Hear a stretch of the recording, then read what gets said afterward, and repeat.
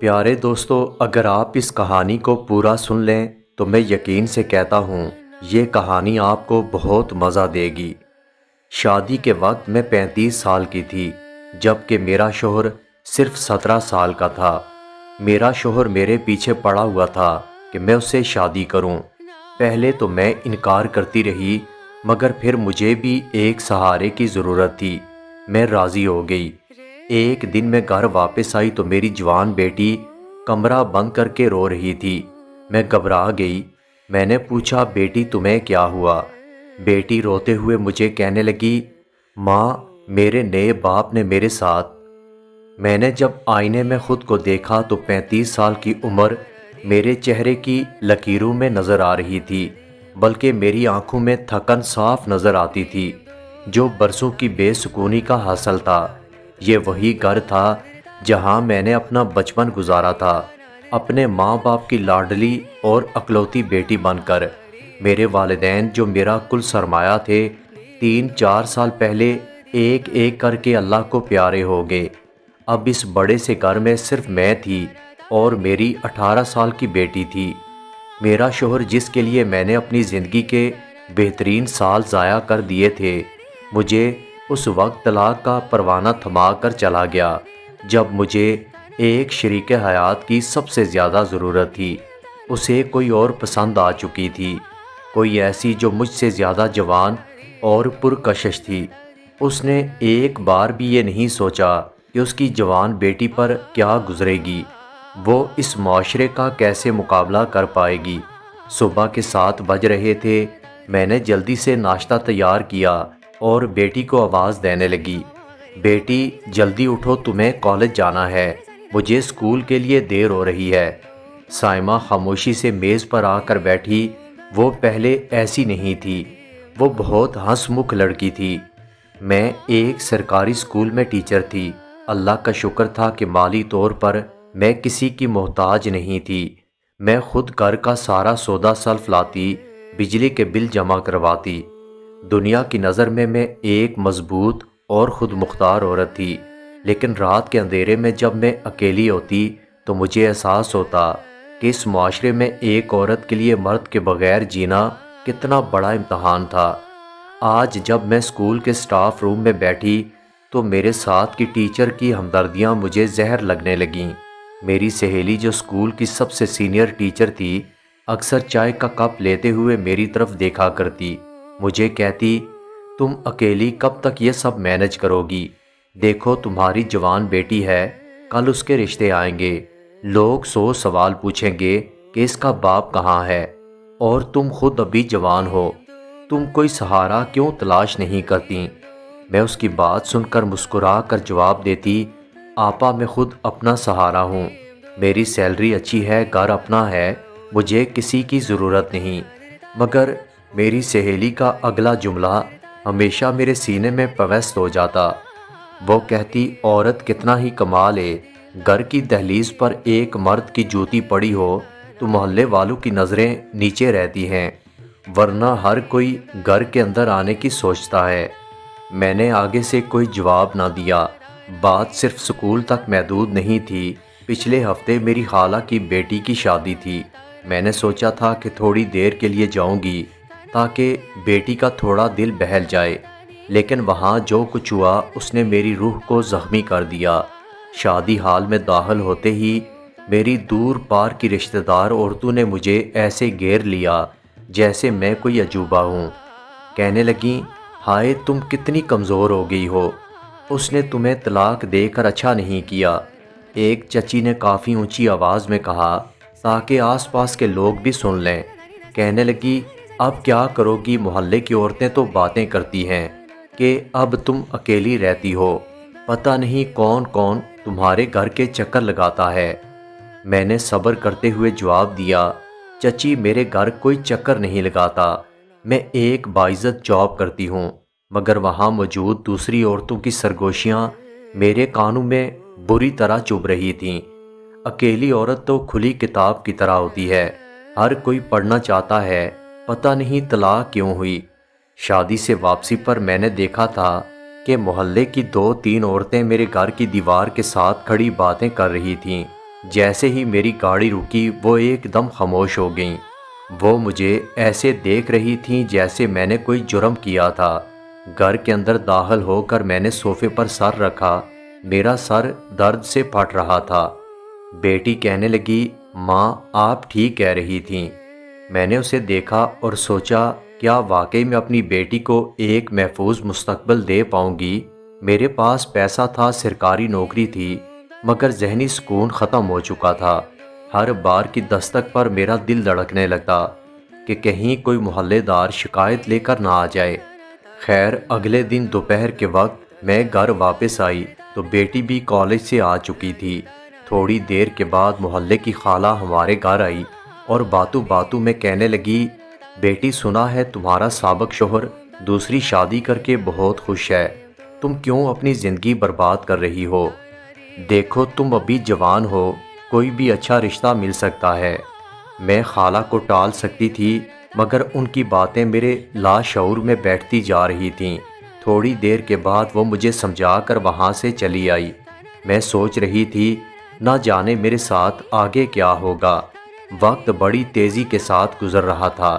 School میں میرا کام بہت اچھا تھا مگر وہاں کا ماحول بھی اب مجھے بوجھ لگنے لگا تھا۔ ہر تقریب، ہر میٹنگ میں مجھے اپنی اکیلی حیثیت کا احساس دلایا جاتا۔ میں نے محسوس کیا میری بیٹی بھی اب مجھ سے کترانے لگی تھی۔ شاید وہ بھی ان باتوں سے ڈرتی تھی جو لوگ ہمارے بارے میں کرتے تھے۔ مجھے ایک ایسے سہارے کی تلاش محسوس ہونے لگی جو مجھے ان نظروں اور ان زبانوں سے بچا سکے، چاہے وہ سہارا کتنا ہی کمزور کیوں نہ ہو۔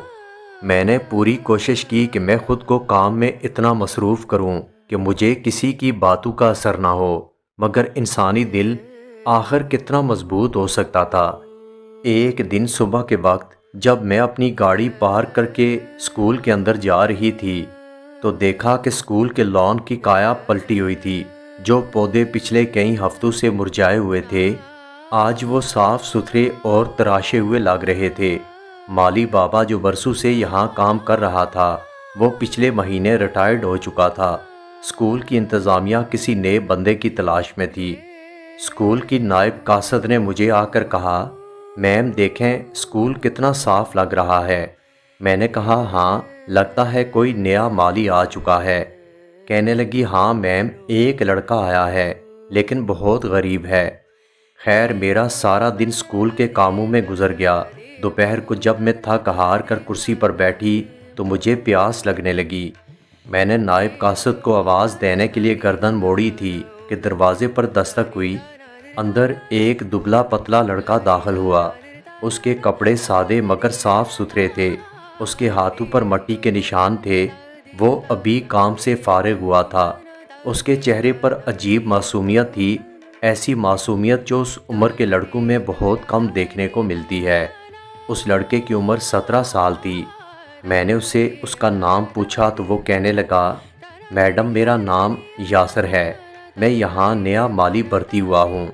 اس لڑکے نے مجھے پانی پلایا، پھر کہنے لگا، میڈم میں نے دیکھا آپ کی گاڑی کے شیشے پر مٹی جمی تھی، اگر آپ کہیں تو میں اسے صاف کر دوں۔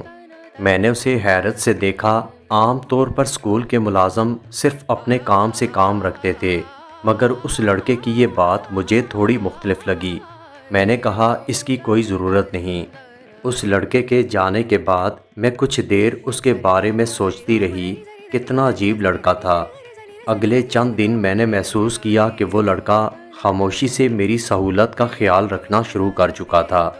جب میں اسکول آتی تو میری گاڑی کھڑی کرنے کی جگہ صاف ہوتی، کبھی بارش ہوتی تو وہ چھتری لے کر گاڑی تک آ جاتا۔ ایک دن اسکول کی چھٹی کے وقت آسمان پر بادل تھے، تیز ہوا چل رہی تھی۔ جب میں اسکول سے باہر آئی تو دیکھا وہ لڑکا گیٹ کے پاس کھڑا میرا انتظار کر رہا تھا۔